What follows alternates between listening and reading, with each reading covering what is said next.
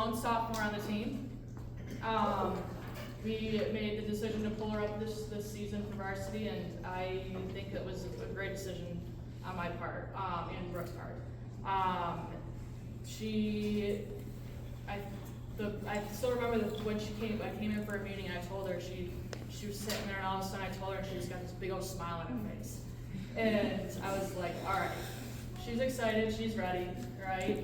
But Marguerite did a lot of good things for us. She started off with coming off the bench as our sixth player, and when she came off, she had tons of energy and brought it to the floor. Then throughout the season, it was one of those things where it's like, all right, we need her on the floor, and she earned a starting position. And she just didn't get it, she earned it. She came to practice every day, worked hard, she pushed her teammates to the next level, and she got that position. She became one of the ball handlers at times. If we needed someone else to get a shot, she would take the control, and I think she gained a ton of confidence in herself throughout the season. And I think if we had a couple more games, I think we would have saw a different Marguerite.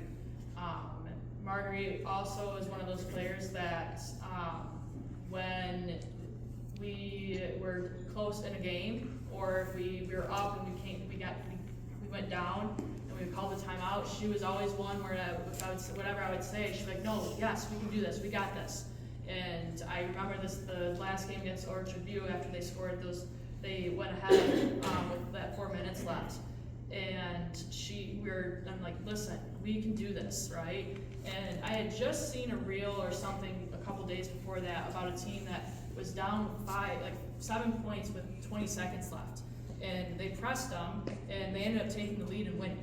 And I told them that same story, and her eyes and her face, you just tell, it was like, yes, no, we can do this, we got this. And she's encouraging her teammates, and it's one of those things to see have that throughout the whole season.